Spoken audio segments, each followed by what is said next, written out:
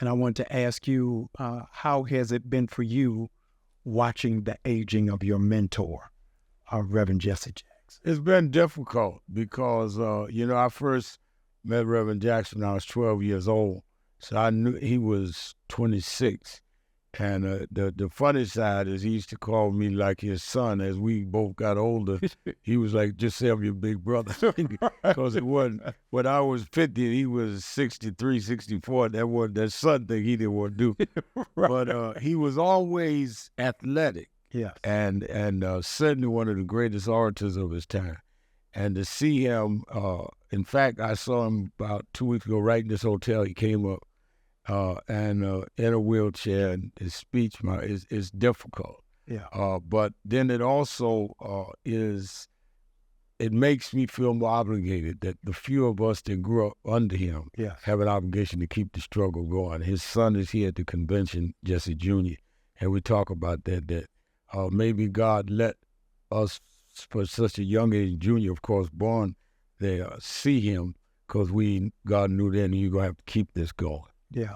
Tell me what that makes you feel with that, having the two oldest people in American history run for president. It is scary because you don't know what will happen health-wise or mental-wise. But it's also challenging because sometimes age is wisdom. And you have two of the oldest guys that ever ran for president that represent polar opposites. One balanced, one whose temperament seems he's in control. The other is volatile, given the whims, showing the worst in being senior. The good news for me, though, is I'm not even 70 yet, so they give me a lot more. They give me a lot more runway to go.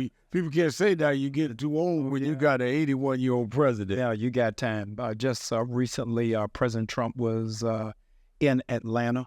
And it went viral. A young lady from Clark Atlanta University steps up in a Chick-fil-A and says, I don't care what the media is saying. A lot of black people are with you.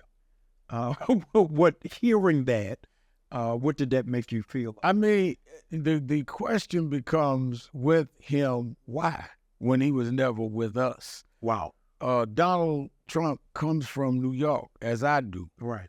And Donald Trump and his father, in the 70s, was sued by the Justice Department for discrimination in their buildings. He wouldn't let blacks rent in their houses in the 70s.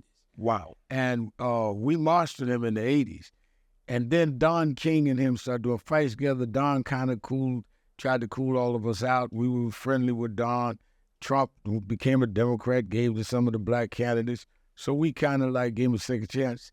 Then when they came and arrested these 5 boys in Central Park, black young men, accused them of raping a white woman and beating her, and indicted them, coerced confessions. We marched in support of the guys. Donald Trump took out ads calling for them to get the death penalty. Let me interject. One of them is now on the city council. What was with us last night? Yeah.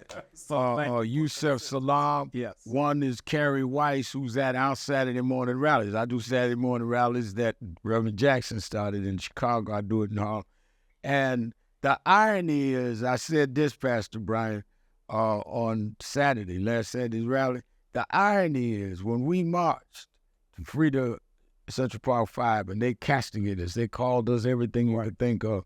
We're supporting rapists. We're supporting people that should be in jail. The irony is that on Monday, that the same criminal court building that we had to march for the Central Park 5, they'll be starting the trial of Donald Trump, wanted them killed. Same building. Wow. And I told them young men that if you ever see the hand of God, who would have ever thought that this man have already been fingerprinted and mugshot in the building he told them to take you to the death chamber. The strange parallel is, while America has the oldest presidents running, Senegal just elected the youngest president on the continent of Africa, 43 years of age. Second to China, Africa now has the youngest population. Do you think that that's going to start a wave of revolutionary thought for young Black Americans to get back involved? I would hope it does, because I think that seeing this youngster, 43, take Senegal, they're young guys in South Africa. And Africa, we talk about a lot, and rightfully so, what's going on in Gaza, what's going on in Ukraine. But nobody's talking about what's going on in Africa. Right now in the Sudan, people are being killed, slaughtered. Yeah. And I said a lot about, I've always been for a two-state solution with Palestine and Israel, but I said a lot of my Palestinian friends, but I don't hear you challenging the Arab world about what they're doing in the Sudan. Wow. We cannot be I'm not looking for better slave masters. I'm looking for freedom. Right. So I'm not looking to be told by Israel or the Palestinians what to do. I'm looking to stand up for those that are innocent, that are being killed in Gaza, but also that are being killed in the Sudan, in Niger, and other places. So we need young leadership to emerge in not only Africa, but in the African American community, because those of us now that are getting older, we are always challenged past the baton, and we must. Yes. But you cannot pass the baton to people that you know are not ready to run the race. No, not with Vaseline on their hands. That's right. I want to ask you, in 50 years of hip-hop, you really emerged as a voice and as a leader of the hip-hop movement in sweatsuits and gold chains and Adidas. I saw Reverend Run last night. Yeah. We all grew up together. Run, Russell Simmons, Spike Lee on the Cinematic, because all of us is from Brooklyn or Queens, so we known each other for years. We all in the same kind of circle. When you were emerging and leading causes here in New York, dealing with injustice, there was a soundtrack that matched it. Whether you're dealing with Public Enemy, dealing with the collective voice of self-destruction. Are you hearing anything now in hip-hop music that the thing that is most disturbing, and you were, like, I was 13 years younger than Reverend Jackson. You were the guy younger than our crowd, me and Spike and their crowd.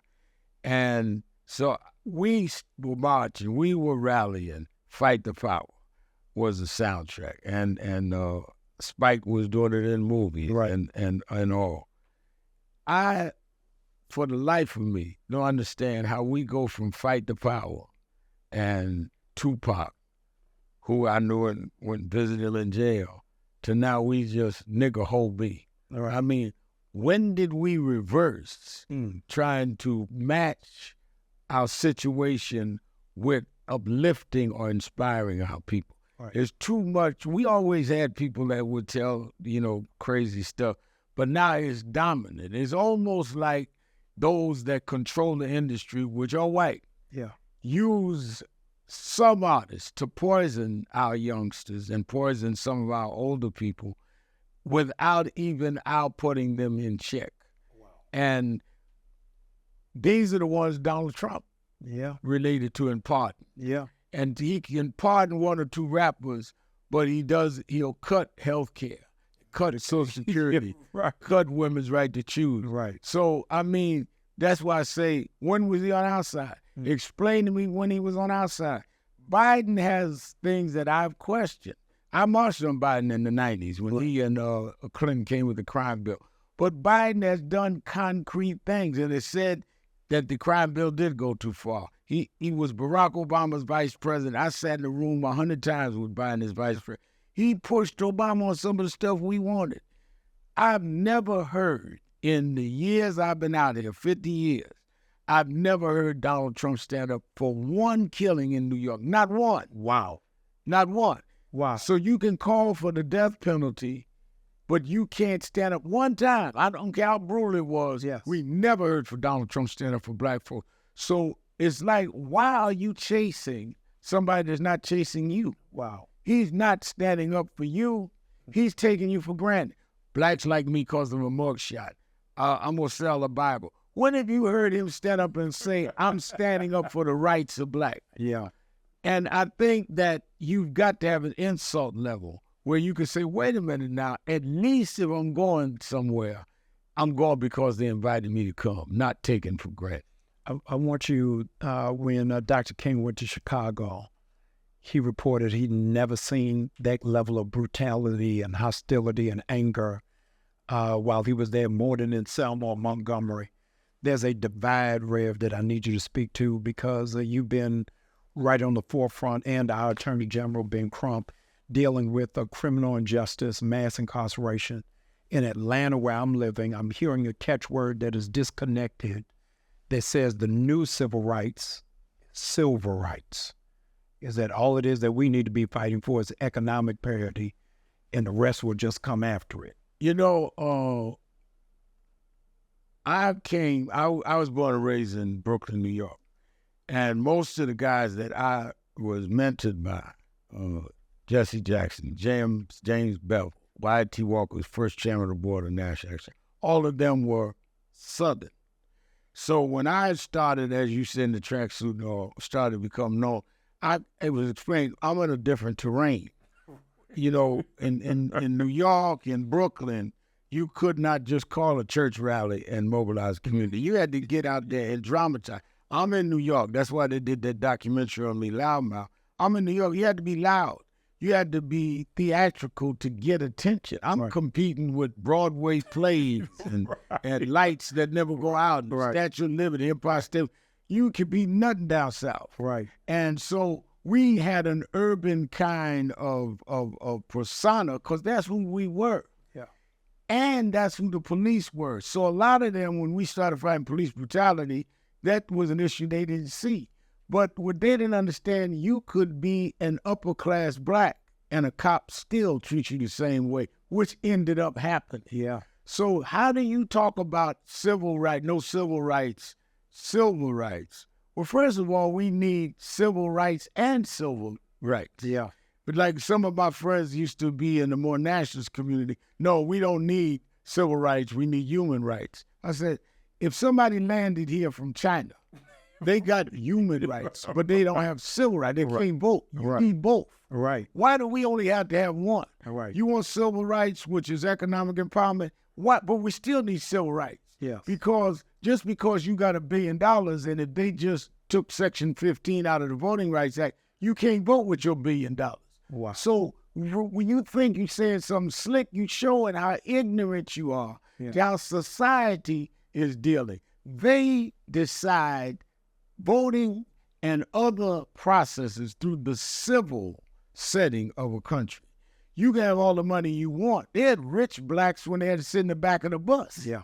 So let's not confuse that we want all of our rights. We'd have to choose between rights. When have you heard white folks say that we only need to have one right? Never. Never. We were in Minneapolis together, a memory that's really going to stay with me